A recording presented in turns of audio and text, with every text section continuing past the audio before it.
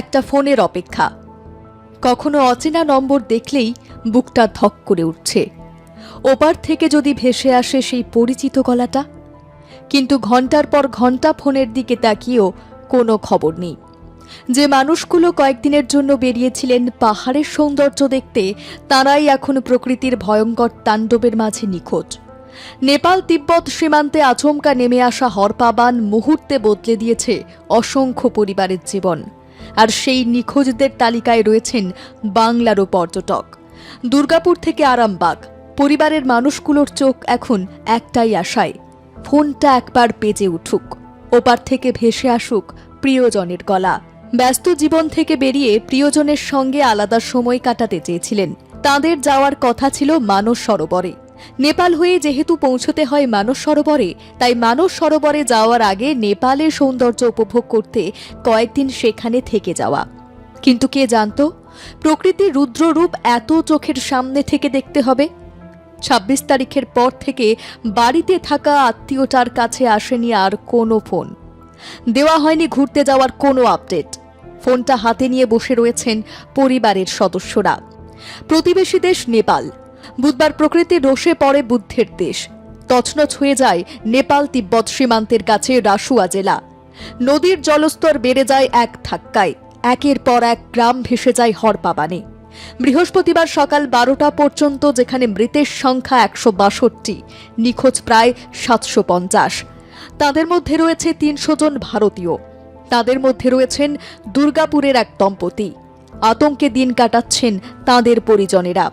চলতি মাসের 21 তারিখ এক সংস্থার সঙ্গে মানস সরোবরে যাওয়ার জন্য রওনা দেন দুর্গাপুরের দম্পতি। নিখোঁজ দম্পতির নাম অরিন্দম গঙ্গোপাধ্যায় ও মৌসুমী গঙ্গোপাধ্যায়। নেপাল হয়ে ঘুরতে যাওয়ার কথা ছিল মানস সরোবরে, কিন্তু নেপালে বিপর্যয়ের পর থেকেই আর যোগাযোগ করা যায় না দুর্গাপুরের বামুনারা দম্পতির সঙ্গে। এই ঘটনায় উদ্বেগে রয়েছেন আত্মীয় থেকে শুরু করে এলাকার বাসিন্দারা। এই দম্পতিকে নিয়ে রাজ্যের মোট 36 জন পর্যটক নিখোঁজ রয়েছেন। তাদের মধ্যে 30 জন কলকাতার বাসিন্দা। মোট 36 জন ওই সংস্থার সঙ্গে ঘুরতে গিয়েছিলেন। তার মধ্যে 30 জন কলকাতার বাসিন্দা, বাকি 6 জন দুর্গাপুরের বাসিন্দা। নেপালে বিপর্যয়ের পর প্রত্যেকেই নিখোঁজ। বুধবার সকালে তাদের নেপাল তিব্বত সীমান্ত পেরোনোর কথা ছিল বলেই খবর। আপনার পুজো পৌঁছে যাক বিশ্বের দরবারে। প্রতি বছরের মতো এবারও আর+ নিউজ নিয়ে এলো শারদাঞ্জলির সেরা সম্মান 2026। অংশ নিতে সকাল 10টা থেকে সন্ধে 6টার মধ্যে সরাসরি যোগাযোগ করুন আমাদের অফিসে অথবা কল করুন 9836323248 এই নম্বরে। শারদাঞ্জলি শুধুমাত্র আর+ নিউজে। খুবই হাসি খুশি এবং যাবে মানস সরোবর। ও এখানকার তপনে সবাই যারা ক্লোজ সবাইকে বলেছিল যে আমরা এই যাচ্ছি, এবং ফিজিক্যাল ট্রেনিং হাঁটা চলা এইসব করছিল। আমরাও তো খুব ওর দেখে দেখলো যে স্ট্যামিনা দেখে আমরা বললাম বাপ রে বাপ, আপনি যাবেন কবে? 1 মাস আগে থেকে বলো দাদা এইরকম না, এনার্জি থাকলো অনেক কিছু সবসময় হাসি খুশি থাকতো। এখন ও গেল, আমি সোমবারে ফোন করেছিলাম কিন্তু ফোনটা বেজে গেলো। যাই হোক, তখন বর্ডারে কোথাও ছিল হয়তো। তারপর আর যোগাযোগ করতে সেদিন সেন্সাসের লোক এসেছিলো, সেই জন্য আরও করেছিল যাতে উনি ওর আপডেটটা দিয়ে দিতে পারে ফোনেই। তারপর তো আজকে শুনে আমি তো একদম পুরো মর্মা। কি শুনলেন আজকে? আজকে শুনলাম যে ওনার সাথে কোনো যোগাযোগ নেই, এরকম একটা তপবন থেকে 2 জন মিসিং নেপালে। এখন উনি যে চলজায়ের ট্যুরিস্টের আন্ডারে গেছিলেন ওনার তত্ত্বাবধানে, তো উনি যে নেপাল হয়ে যাবেন সেটা অতটা আমি ডিটেলস জানতাম না। হ্যাঁ, মানস সরোবর যাচ্ছেন এইটাই জানতাম। তা আজকে যখন শুনলাম যে না নেপালের ছিলেন, ওনার মেয়ের সাথেও আজকে যখন কথা হয়েছে, বলে যে কালকে রাত 11টা পর্যন্ত মনে হয় সম্ভবত বললেন যে যোগাযোগ হয়েছে, তারপর আর কোনো যোগাযোগ নেই। তা এখন এই মুহূর্তে যে মানুষের উদ্বেগ, সেই হিসাবে আমরা প্রতিবেশী হিসেবে আমাদের তো আরও বেশি, এবং খুবই ক্লোজ। আমাদের এখানে সোসাইটির মধ্যে খুব ভীষণভাবে অ্যাক্টিভ ছিলেন। আপনারা কি খুব উদ্বেগে আছেন? খুবই উদ্বেগের আছি আমরা, তো চিন্তাই করতে পারছেন ওর মতো মানুষ। আমরা আশা করব যে সুস্থ সবল হিসাবে মানুষ সশরীরে এখানে ফিরে আসবে, এই কামনা আমাদের সকলের তরফ থেকে, তপবনবাসীর তরফ থেকে আমাদের থাকবে। হ্যাঁ, আমরা ঈশ্বরের কাছে প্রার্থনা করি উনি সুস্থ সবল এখানে ফিরে আসুন। পুলিশ এসেছিলেন? পুলিশ এসেছিলেন কিছুক্ষণ আগে, উনি ইনকোয়ারি করে গেলেন। ওনার কাছে যেটুকুনি খবর আছে বলে যে আমরা দেখছি, এবং আমাদের কাছে কিছু খবর থাকলে আমাদেরও জানাতে বলেছেন। এইটুকুনি, আমরা এখন পুরোটাই অন্ধকারে আছি। এখনও পর্যন্ত তো আমরা কোনো খবর পাচ্ছি না। আমি ওকে হোয়াটসঅ্যাপেও মেসেজ করেছি বা হোয়াটসঅ্যাপেও কন্ট্যাক্ট করার চেষ্টা করেছি, বিকাল থেকেই চেষ্টা করছি, যখন থেকে আমি শুনেছি যে এই তিব্বতের বর্ডারে একটা এমনি ক্লাউড বাস্ট হয়েছে। হ্যাঁ, তো সেই জন্য আমি চেষ্টা করেছি ওকে কন্ট্যাক্ট করার জন্য, কিন্তু কোনো রকম কন্ট্যাক্ট পাচ্ছি না। সেই জন্য আমরা খুবই উদ্বেগে আছি আর কি।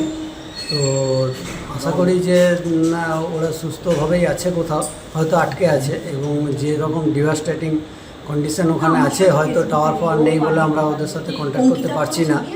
হ্যাঁ, তো আমরা সেই জন্য এখনও পর্যন্ত পুলিশ এসেছিলো এখানে, তো পুলিশেও এখনও কনফার্ম নয় কী অবস্থায় আছে ওরা। তো কোনো ট্যুর ট্রাভেল এজেন্সির সাথে গিয়েছিল? হ্যাঁ, ওরা চলজয়ের সাথে গিয়েছিল, এখান থেকে চলজয়ের সাথে গিয়েছিল। আরও দুর্গাপুরের মনে হয় 5-6 জন ছিলেন। হ্যাঁ, ওরা যা বলছিল আর কি। তো সবাই মিলে গিয়েছিল, ওদের 36 হেডের মতো গ্রুপ ছিল আর কি। তো তারপর তো আর এই 36 জন কি দুর্গাপুর থেকে গিয়েছিলেন? না, 6 জন ছিলেন দুর্গাপুরের, আর বাকি কলকাতার ছিল। আচ্ছা। হ্যাঁ, যা ওর কাছে আমি শুনেছিলাম আর কি। তো ওরা নেপাল হয়ে যাওয়ার কথা ছিল। আর কালকে ফেসবুকও পোস্ট করেছিল ওনার মিসেস, সে অনুযায়ী কালকে ওদের ডিপার্ট করার কথা ছিল নেপাল থেকে সিয়াবরুসুতে কালকে ডিপার্ট করেছে, এবং আজকে ওদের ওখান থেকে বেরিয়ে যাওয়ার কথা ছিল কৈলাসের উদ্দেশ্যে। তো কৈলাসের উদ্দেশ্যে বেরিয়ে যাওয়ার কথা ছিল, কিন্তু আজকে এই ধরনের ক্লাউড বাস্ট হওয়ার পর থেকে আর ওর মেয়েও কোনো ওদের সাথে কন্ট্যাক্ট করতে পারেনি, প্লাস আমরাও ওদের সাথে কোনো কন্ট্যাক্ট করতে পারছি না। সেই জন্য আমরা খুব উদ্বিগ্ন আছি। হ্যাঁ, তো এখন এই কন্ডিশনে আমরা কি করব সেটাও ভেবে উদ্বিগ্ন খুবই আপনারা? হ্যাঁ, খুব উদ্বিগ্ন হয়ে আছি। আশা করি যে ভগবানের ইচ্ছায় ওরা সুস্থ সবলভাবে ফিরে আসবে, এটাই ভগবানের কাছে প্রার্থনা করি। পূর্ব ভারতের নির্ভরযোগ্য স্বাস্থ্য পরিষেবা, হাজার শয্যাযুক্ত হাসপাতালে আধুনিক চিকিৎসা। গৌরীদেবী হসপিটালস, আপনার সুস্থতা আমাদের কর্তব্য। অন্যদিকে তারকেশ্বর থেকে 32 জনের এক পর্যটক দল পাড়ি দেয় নেপালের উদ্দেশ্যে। গত 21শে আগস্ট মানস সরোবরের উদ্দেশ্যে দলটি রওনা হয়েছিল। নেপাল হয়ে চীনে ঢোকার কথা ছিল তাদের। তারা কাঠমান্ডু পৌঁছন 22শে আগস্ট। বুধবার ফোনে কথা হয়েছিল। তারকেশ্বরে একই পরিবারের 4 জন ছিলেন সেই দলে। বিপর্যয়ের পর কথা হয় নেপালে ঘুরতে যাওয়া মায়ের সঙ্গে ছেলের। তারা জানান নেপাল বর্ডার পেরিয়ে নিরাপদ স্থানে রয়েছেন। এই কথা শুনে কিছুটা চিন্তা কম হলেও একেবারে উড়ে যাচ্ছে না উদ্বিগ্ন, জানাচ্ছেন পরিবারের সদস্যরা। সব মানুষকে সুস্থভাবে বাড়ি ফিরিয়ে নিয়ে আসে। আমার শাশুড়ি মা গেছে, আমার মামা গেছে, এবং আরও চেনা পরিজন অনেকজনই গেছেন ওই বাসে একসাথে। এখন শুধু বাড়ি ফিরে আসুক ভালোভাবে, এইটুকুনি আমাদের ঠাকুরের কাছে প্রার্থনা। পরশুদিনে বাস একটা ছেড়েছে নেপালে, তবে কে কিরকম আছে সেটা তো গাড়িটা যে আটকে গেছে, সে কে কিরকম আছে তো সেটা তো জানি নাই। ওখানে তো একটা বন্যা হয়েছে, বীজ ভাঙাভাঙি হয়ে গেছে, ওপরে কিছু লোক চলেও গেছে। হ্যাঁ, তারা তাদের জন্য কালকে লোক এসেছিল, বলে গেছে যে তারা সব নিরাপত্তায় ঠিকই আছে, বাস স্টেশনে কোনো যোগাযোগ হচ্ছে না। ঠিক আছে, এরা আপনি যে এসেছেন এটা আপনাদের কাছে বলছি যে একটু যোগাযোগ করেছে আমাদেরকে একটু শোনাবেন। আর 60-65 জন আছে মোটামুটি, গাড়িটা আতঙ্কে রয়েছে। আমরা একটু চিন্তাতেই আছি, আমরা তো চিন্তিত আছি। হ্যাঁ, আমরা স্থানীয় লোক, যে গাড়িটা ছেড়েছে তার পাশে বাড়ি আমার। পূর্ব ভারতের বৃহত্তম শিক্ষা campus Gouridevi institute of medical sciences and hospital. Visit করুন www.jims.in। এত ভয়াবহ হরপাবান, যেখানে জলস্তর মাত্র 30 মিনিটে প্রায় 9 মিটার বেড়ে যায়। 26শে আগস্ট নেপাল তিব্বত সীমান্তের কাছে রাসুয়া জেলায় ভয়াবহ হরপাবান কিভাবে তৈরি হলো তা নিয়ে তদন্তে নামেন বিজ্ঞানীরা। প্রাথমিকভাবে তাদের অনুমান, হিমবাহ ও পাথরের বিশাল স্তরের ধস থেকেই এই বিপর্যয়ের সূত্রপাত হতে পারে। এই ধসের পর লেন্দে খোলা নদীতে আচমকা বিপুল পরিমাণ জল, কাদা ও পাথর নেমে আসে। মুহূর্তের মধ্যে সেই স্রোত কোশি ও ত্রিশূলী নদীতে ছড়িয়ে পড়ে। নেপালেই রয়েছে পৃথিবীর সর্বোচ্চ পর্বতশৃঙ্গ হিমালয়ের মাউন্ট এভারেস্ট। হিমালয় পৃথিবীর নবীনতম পর্বতশৃঙ্গ। তার ভূতাত্ত্বিক গঠন এখনও সম্পূর্ণ হয়নি। 2 পাতের রেশারেশির জেরে প্রতি বছর তার উচ্চতা 5 মিলিমিটার করে বাড়ছে। 2 পাতের নিরন্তর সংঘর্ষের কারণে ভূগর্ভে শক্তি উৎপাদন হচ্ছে।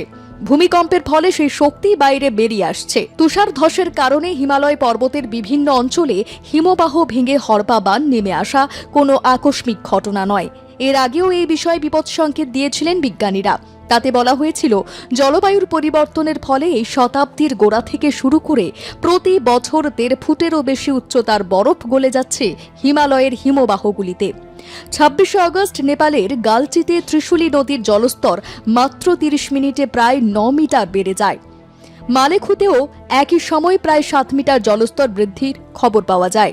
বিজ্ঞানীরা বলছেন, হিমালয়ের এই বিপর্যয়ের ঝুঁকি ভবিষ্যতে আরও বাড়তে পারে, কিন্তু সেই আশঙ্কার হিসেব এখন দূরে সরিয়ে একটাই প্রার্থনা, নেপালের দুর্গম পথে হারিয়ে যাওয়া প্রিয় মানুষগুলো যেন নিরাপদে ফিরে আসেন।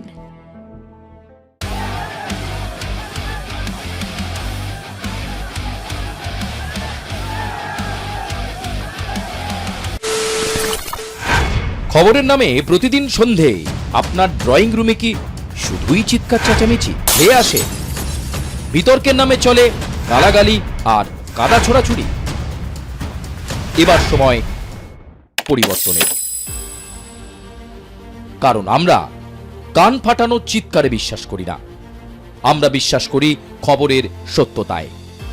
আমরা কোনো পক্ষের হয়ে গলা ফাটাই না, আমরা সাধারণ মানুষের হয়ে প্রশ্ন তুলি। চিৎকার নয়, শুধু খবর হবে যেখানে বিতর্ক আছে কিন্তু কুৎসিত ঝগড়া নেই। সঠিক তথ্য, বিশ্বস্ত খবর। নজর রাখুন আর প্লাস নিউজে।